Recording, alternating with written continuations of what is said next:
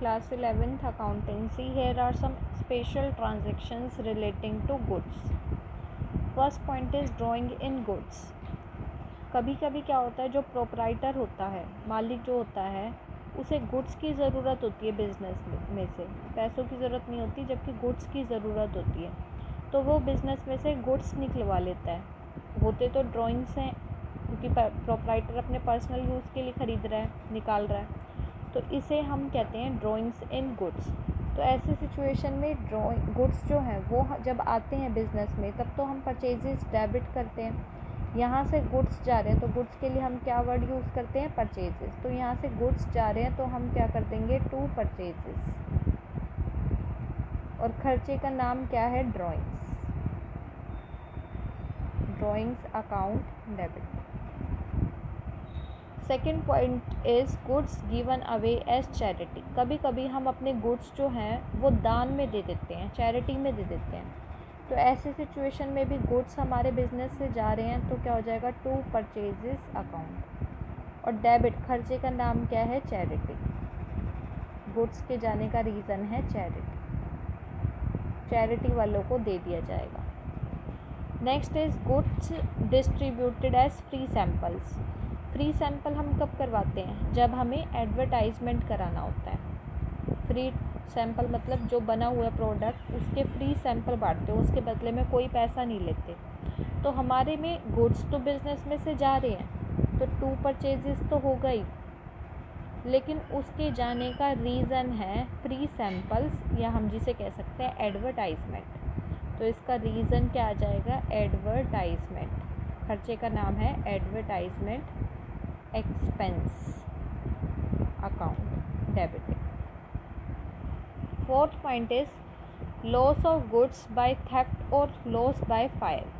आपके गुड्स जो हैं वो बिज़नेस में से लॉस हो गया, तो बिज़नेस में से गुड्स तो जाएंगी, टू परचेजेस.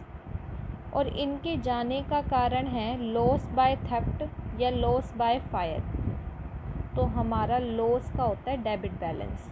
तो loss by theft account debited और loss by fire account debited. जो भी अकाउंट दे रखा है उसको डेबिट कर देंगे. तो लॉस का क्या बैलेंस होता है, डेबिट बैलेंस. गुड्स हमारे बिजनेस से जा रहे हैं तो क्रेडिट कर देंगे. In case goods were insured. अगर आपने गुड्स का इंश्योरेंस करवा रखा है तो सबसे पहले इंश्योरेंस करवाएंगे ताकि हम इंश्योरेंस कंपनी से क्लेम ले सकें. तो सबसे पहले इंश्योरेंस कराएंगे तो उसके लिए होगा इंश्योरेंस कंपनी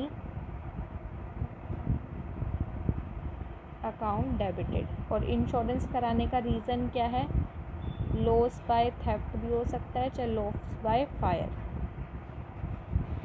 इसके बाद है इंश्योरेंस क्लेम. अगर आपको रिसीव हो जाता है तो आपके बैंक में अमाउंट आ जाएगा और इंश्योरेंस कंपनी को हम वहाँ से रिमूव कर देंगे.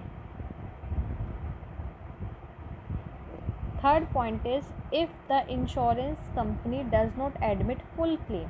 अगर इंश्योरेंस कंपनी जितना लॉस हुआ उसका पूरा क्लेम नहीं देती, तो जितना भी क्लेम दे रही है पहले वो ले लेंगे बैंक अकाउंट डेबिटेड, और बाकी जो क्लेम नहीं दे रही वो हमारे लिए लॉस है, तो उसे हम डाल देते हैं प्रॉफिट एंड लॉस अकाउंट में. इसमें हम क्या ट्रांसफ़र कर रहे हैं, लॉस. और लॉस का हमने यहाँ पे दिखा दिया डेबिट बैलेंस. लॉस का क्या होता है, डेबिट बैलेंस. तो profit and loss account debited, और यहाँ से किसको फिनिश कर देंगे, इंश्योरेंस कंपनी. तो कभी कभी ऐसा होता है इंश्योरेंस कंपनी फुल क्लेम नहीं भी देती, तो ऐसे सिचुएशन में जितना क्लेम दे रही है वो, और बाकी जो क्लेम नहीं दे रही वो हमारे लॉस में जाएगा, उसे हम अपने बिजनेस के प्रॉफिट एंड लॉस अकाउंट में डाल देंगे. और डेबिट मतलब होता है लॉस बैलेंस.